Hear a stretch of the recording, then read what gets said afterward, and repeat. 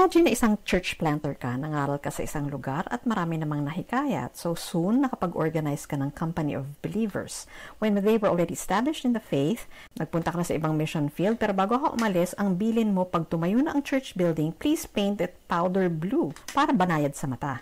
Months later, you received the news na, uy, tumayo na yung church building. But instead of painting it powder blue, they chose to paint it shocking pink. Anong mararamdaman mo? Maaring magulat ka, magtaka ka, pwedeng magalit ka, and as the paint color suggests, maaring ma-shock ka.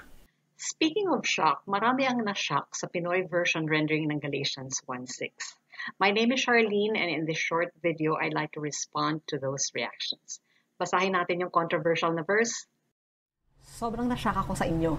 Ang dali nyo namang tinalikuran ng Diyos. Imagine, sobrang bait niya at pinadala niya si Christ sa atin.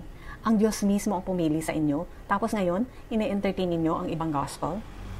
To keep the video short, let's just zero in on that opening phrase. Sobrang na-shock ako. Diyan kasi talaga nagre-react ang most bashers eh. So I did a quick survey on Bible Gateway para makita kung paano yung pagka-translate niyang phrase na yan sa iba't ibang translations, sa iba't ibang versions. Here's what I found. 13 used I am amazed. 11, I am astonished. 8, I marvel or I am marveling. 6, I am surprised. 4, I wonder. 3, I am shocked. At yung paraphrase na The Voice, they said, I'm stunned. At yung namang paraphrase na The Message, translated it, I can't believe. Okay? Tingnan natin sa mga Tagalog versions. Ang Biblia uses namamangha. Filipino Standard Version used nagtataka. Magandang Balita Bible, nagtataka rin. At ang salita ng Diyos, namamangha. Now let's read Galatians 1:6 again, but this time from a formal equivalence translation, yung New American Standard Bible. I am amazed that you are so quickly deserting him who called you by the grace of Christ for a different gospel. So kaya pala nasashock, na-amazed, nasa-stun, nagwa-wonder, nagmamarvel, na-astonish po, is because the Galatians were deserting God. They were called by the grace of Christ, but they were deserting God and they were turning to a different gospel. Okay? Now, I want you to imagine with me for a moment that you're a married man and one day umuwi ka unexpectedly much earlier than yung usual na uwi mo. Pagpasok mo sa bahay, you see your wife in a passionate embrace with another man. Ano mararamdaman mo at that point? Do you marvel? Are you amazed? Are you astonished? Are you surprised? Do you wonder? Are you shocked? Are you stunned? Do you feel like you can't believe what you're seeing? Ikaw ba ay namamangha? Nagtataka? How about sobrang na-shock? Would that be a fitting description for how you feel at that point? The church is Christ's bride. Christ is the husband of the church. So whenever we embrace a false gospel, we are being an unfaithful wife. Ito yung problema nung iglesia sa Galatia. False teachers had entered, had crept in, and they were teaching the believers na yung gospel na pinreach sa inyo ni Paul, mali yun, kulang yun. So they were saying that the sacrifice that Christ made for us, for our salvation, was not sufficient. Hindi enough yun para maligtas tayo. And they were imposing all the religious rites and ceremonies and all the religious laws that the Jews were following. So it was a big insult. Parang sinasabi mo kay Kristo, Christ left heaven and he came here on earth and he died a cruel death to purchase your salvation and mine. Tapos biglang sasabihin mo, ay kulang pa yan, kailangan dagdagan ko pa ng gawa ko. So Paul was hurting for Christ. Yung naramdaman niya is beyond, far, far beyond yung mararamdaman mo kung, shocking pink yung pinint nyo. Sabi ko, powder blue. Far, far beyond that ang naramdaman ni Paul. Let me try to give you another illustration. May mga kilala akong nagpapatakbo ng isang maliit na tracts ministry. Nagpapaprint sila ng mga maliliit na babasahin. So pag nakuha nila yung mga tracts, yung mga babasahin from the printing press, ganito yung itsura, hindi pa nakatiklop.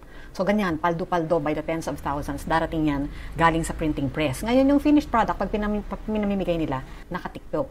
So para maging ganyan, mano-mano ang tiklupan. So you can imagine how laborious it is. So kapag maraming orders, ay tumatawag sila ng mga kabataan at nagkakandiyan sila nagbabaraho o nagmamadyong. Nagtitiklop sila, ang tawag nilang folding session. Makikita niyo yung blackboard sa likod nila. Nandyan yung tali ng kung ilan na ba yung natiklop nila. Ngayon, nung merong nakarinig na ganyan ang kalakaran ng ministry niyan, nagdalang awa at nagpadala ng malaking halaga para makabili sila ng folding machine from Germany. So, nung dumating yon, wala nang bilangan. Kung makikita nyo dun sa may LCD screen, habang tinitiklop ng machine ay nabibilang na. At ilang segundo lamang ay ang dami-dami na agad na tracks na natitiklop. So, na dumating yung machine na yan ay natuwa ang lahat, nagkantahan ng Hallelujah Chorus. Now, question. What if yung mga nagpapatakbo ng ministry na ito biglang nag-decide after 2 or 3 months na na-enjoy nilang gamitin itong folding machine? Nalik nila sa kahon tapos nilagay na lang nila sa stockroom baka kasi masira eh. So bumalik sila sa dating kalakaran na mano-mano ang tiklupan. If you were the donor, several hundred euro yung iyong binigay, hindi basta-bastang pera para makabili ng folding machine. Tapos biglang hindi lang pala gagamitin. But how would you feel? Wouldn't you be insulted? And how would you regard these people? Are they wise na hindi gamitin yung folding machine? Wouldn't you call them foolish? Maybe stupid? We have to realize that there's a huge difference between the illustration that I just gave and the situation with the Galatians. Kasi dun sa illustration, whether magtiklop ka ng mano-mano or gumamit ka ng folding machine, both ways you will accomplish the goal. Your goal is to be able to fold tracts. Ang difference lang, sobrang bagal pag mano-mano. But you still accomplish the goal. Not so with the situation with the Galatians. Because the moment you add your own works to the equation in order for you to be saved, you cannot be saved. Very clear yung Galatians 5:4. You have been severed from Christ. You who are seeking to be justified by law, you have fallen from grace. So, ganun ka-urgent yung situation. And we must remember that wala pang video call nung araw o kahit nga audio call eh. For Paul to communicate an urgent message, all he has at his disposal is a pen and a paper. Susulat lang siya. At malamang hindi pa uso nung araw mag-drawing ng emoji. Okay? So he has to draw on the strongest language in his vocabulary para i-communicate yung urgency nung message niya. Kasi ganun yung sitwasyon ng mga Galatians. They were severing themselves from Christ. I think most of those who reacted negatively to the Pinoy version rendering of Galatians 1:6 failed to take into account the context of that book, of the epistle to the Galatians. So, knee-jerk reaction lang yung nangyari. The term knee-jerk reaction comes from the patellar reflex.